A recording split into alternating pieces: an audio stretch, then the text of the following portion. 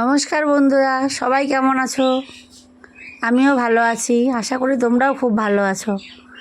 চলো তোমাদেরকে আজকে আমি একটা নতুন রান্না দেখাই। এই রান্নাটি করা খুবই সহজ এবং খুবই টেস্টি হয়। নারকেল চিংড়ি মাছ দিয়ে কচুরলতি।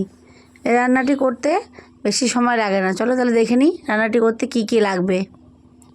এই দেখো, প্রথমে আমি কচুরলতি নিয়ে নিয়েছি। এগুলো আমি এখন বটি বা ছুরি যে কোনো যার যেমন সুবিধা হয় তার সেটা আমি ছুরি দিয়ে ছাড়িয়ে নিচ্ছি। দেখো, আঙুল দিয়ে ঘষলেই খোসাটা উঠে যাচ্ছে। এভাবে হালকা করে আমি ছুরি দিয়ে ঘষে ঘষে খোসাগুলো ছাড়িয়ে নিচ্ছি। দেখো, আমি যে সব খোসাগুলো ছাড়িয়ে নিয়েছি।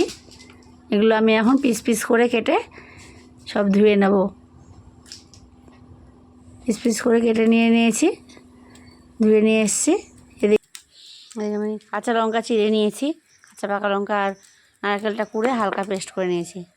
এই চিংড়ি মাছটা ধুয়ে আমি রেডি করে রেখে দিয়েছি আগে থেকে। আর বন্ধুরা, আপনাদেরকে তো আগেই চিংড়ি মাছের মালাইকারি ভিডিওতে আমি চিংড়ি মাছ কীভাবে কাটে সে দেখিয়ে দিয়েছিলাম। একটু হলুদ দিয়ে দিলাম, এবার একটু নুন দিয়ে দিচ্ছি। এবার মাছের গায়ে ভালো করে হলুদ আর নুনটা আমি মাখিয়ে নেব। এদিকে আমি গ্যাসের উপরে আগে থেকে কড়াইটা বসিয়ে রেখেছি, কড়াইটা গরম হচ্ছে। দেখুন, মাছটা মাখানো হয়ে গেছে। এদিকে কড়াইটা আমার গরম হয়ে এসছে। মাছটাও জ্বালিয়ে দিয়েছি আগেই। আমি কড়াইয়ের মধ্যে পরিমাণ মতো মাছ ভাজার জন্য যতটুকু তেল লাগে সাদা তেল দিয়ে দিচ্ছি। আমি এই পুরো রান্নাটা সাদা তেল দিয়ে করব। আপনারা চাইলে সরষের তেল দিয়েও করতে পারেন। আমি সাদা তেল দিয়ে কদিন বাড়িতে একটু সবার গ্যাস হয়ে গেছে, যে শরীরগুলো ভালো লাগছে না, এই গরমে সাদা তেল দিয়ে রান্না করো। সাদা তেল দিয়ে রান্না করলে কিন্তু রান্না খারাপ হয় না, রান্নাটাও ভালো লাগে, শরীরেও ক্ষতি হয় না। তেলটা আমার গরম হয়ে এসছে। মাছটা আস্তে আস্তে মাছগুলো দিয়ে দিলাম। আমি সব মাছগুলো একবারে দিয়ে দেবো, কারণ চিংড়ি মাছ কারো গায়ে থেকে কারো গায়ে লাগে না। তার জন্য আমি মাছগুলো ভেজে এখন আস্তে আস্তে করে ভেজে নেবো। বেশি কড়া করব না, হালকা হালকা ভেজে তুলে নেব। একটু লালচে লালচে হয়ে আসবে, আমি তুলে নেব। এখন মাছ ভাজাটা আমার প্রায় হয়ে এসছে।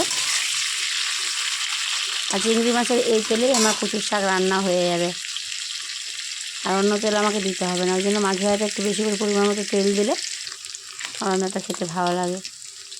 গরমে হাতা দিয়ে এখন তুলে নিচ্ছি মাছগুলো।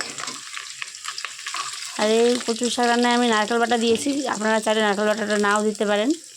এমনি চিংড়ি মাছ দিয়ে কচুরলতি রান্না করলেও টেস্টি হয়। আমি নারকেল বাটা দিলাম, নারকেল বাটা দিলে টেস্টিটা একটু বেড়ে যাবে। ওই তেলে আমি এখন একটু কালো জিরা ফোড়ন দিয়ে দেবো। একটু কালো জিরে ফোড়ন দিয়ে দিলাম, আর চেরা কাঁচা লঙ্কাগুলো এবার দিয়ে দিচ্ছি। লঙ্কাগুলো হালকা নেড়ে চেড়ে নেব। আর এখানে আমি শুকনো লঙ্কা দিচ্ছি না, কাঁচা লঙ্কা দিয়ে আমি করবো, ওই জন্য কাঁচা লঙ্কার পরিমাণটা একটু বেশি দিলাম। আপনারা চাইলে শুকনো লঙ্কা যদি দিতে চান তাহলে কাঁচা লঙ্কাটা একটু কমিয়ে দিয়ে একটু শুকনো লঙ্কা গুঁড়ো দিতেই পারেন, তাতে ভালো লাগবে।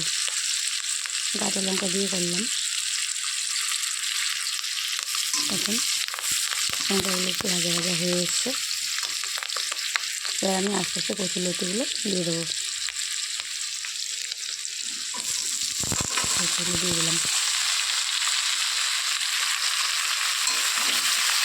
আমি ঢাকনা ছাড়া এইভাবে এখন আস্তে আস্তে করে লবণ হলুদ দিয়ে এইভাবে ভেজে নেব।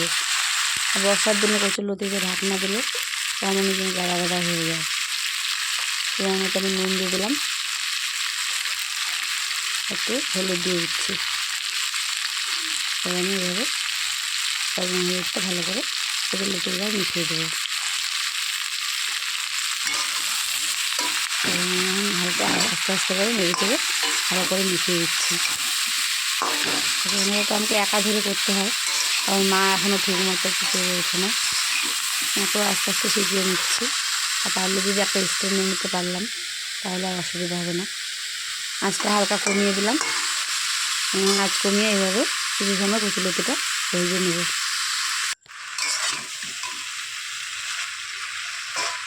মাঝে মাঝে একটু একটু করে নেড়ে দিতে হবে, নাহলে নিচেরগুলো একটু এবার সেদ্ধ হয়ে গাদা গাদা হয়ে যাবে।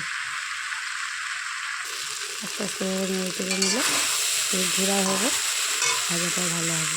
এখন ভাজা হয়ে এসছে, কিছুটা জড়িয়ে গেছে। দেখুন এভাবে নেড়ে নেড়ে আস্তে আস্তে করে ভেজে নিতে হবে। আর আমি এখানে কোনো শুকনো লঙ্কার গুঁড়ো দেবো না, তাই একটু কাঁচা লঙ্কার পরিমাণটা বেশি দিয়েছি। আপনারা যারা শুকনো লঙ্কা খেতে ভালোবাসেন তারা কাঁচা লঙ্কাটা একটু কমিয়ে দিয়ে শুকনো লঙ্কার গুঁড়ো দিতেই পারেন, এতে কোনো অসুবিধা নেই। তাহলে টেস্টের কোনো কিছু নড়চড় হবে না, টেস্ট তো টেস্টি হবেই। আমি আস্তে আস্তে এভাবে করে ভেজে নিচ্ছি। এবার আমি এর মধ্যে আস্তে আস্তে চিংড়ি মাছটা দিয়ে দেবো। ভাজা চিংড়ি মাছগুলো দিয়ে দিলাম।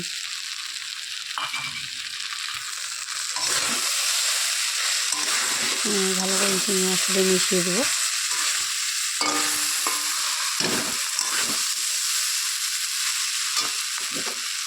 মিশিয়ে দিয়ে নারকেল বাটাটা দিয়ে দিলাম। নারকেলটা হালকা আমি বেটে রেখেছিলাম। এখন ভালো করে মাছ আর কচুর লতির গায়ে মিশিয়ে দেবো। এখন এভাবে আস্তে আস্তে করে মিশিয়ে নিচ্ছি। মিশিয়ে নেওয়া হয়ে গেছে। শুকনো লঙ্কা না দেওয়ার জন্য কালারটা হালকা ফ্যাকাশে ফ্যাকাশে হয়েছে, লাল লাল কালারটা আসেনি, কিন্তু খেতে খুবই খুবই খুবই সুন্দর হবে। তাহলে আমার রান্নাটা হয়ে এসছে, আমি এখন এটা নামিয়ে নেব কড়াই থেকে। তাহলে বন্ধুরা, আপনাদের যদি আমার রান্নাটা ভালো লেগে থাকে তা লাইক, কমেন্ট এবং সাবস্ক্রাইব করতে ভুলবেন না। আর পারলে আমার রান্নাটা একটু শেয়ার করে দেবেন, আর কমেন্টে জানাবেন আপনাদের এই রান্নাটা কেমন লাগলো। তাহলে বাড়িতে আপনারাও এই রান্নাটার চেষ্টা করুন আর জানান কেমন লাগলো খেয়ে। আর প্লিজ বন্ধুরা সাবস্ক্রাইব করবেন আমাকে। আর চলেন তাহলে পরের ভিডিওতে আপনাদের সাথে আবার কথা হবে।